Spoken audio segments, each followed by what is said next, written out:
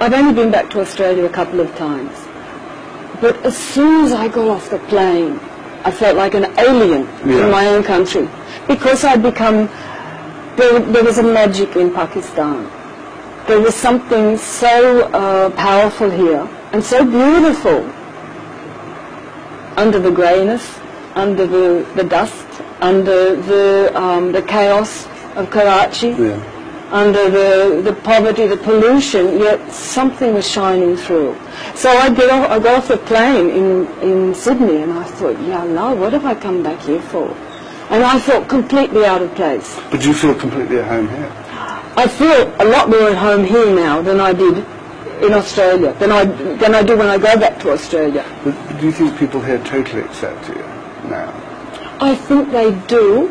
I'm a Muslim. Yeah, I mean, that helps. That helps so much. So do you think that if I were to live here permanently, converting to Islam is something that one has to do to become fully accepted?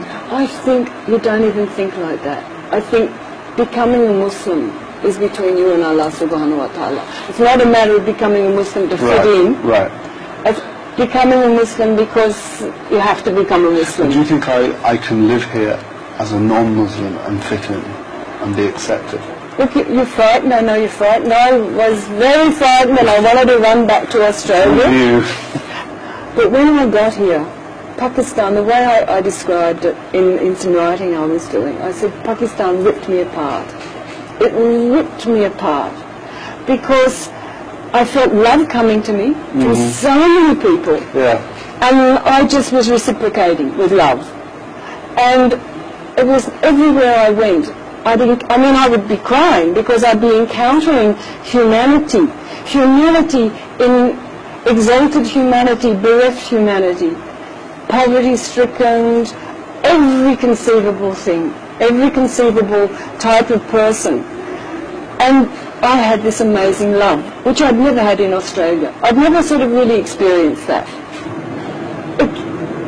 I wanted to run away, but I didn't run away. I said, okay, Allah subhanahu wa ta'ala, God has put me here for a reason. There's something here for me. And I've got to just hang in, and inshallah it will reveal itself, you know? Where all the work's done. And these are some of my books. That's my first book.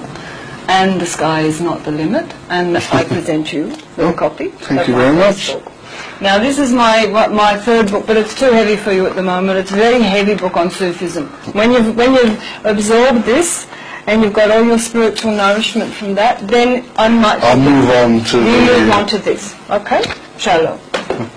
With Sufism, the knowledge that you're looking for is not going to be found in the books. It's going to be found in your heart. But I'm not doubting you at all, and you seem very content, and you know what you're talking about is clearly coming right from the heart. I hope it goes to your heart, inshallah. Inshallah. But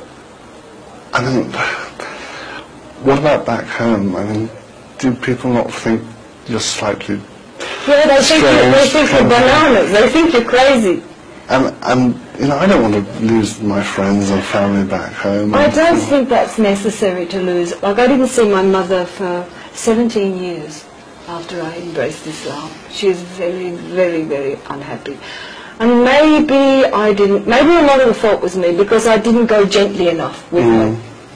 I should have been more gentle. In the early days I was very strict. Right. You know, scarf and tie, no hair and anything. So that would have frightened her, you know? And if I'd been a little bit easier maybe, so don't worry, do it through the grace of Allah. Everything will be all right. But you look so content. Shukr, alhamdulillah.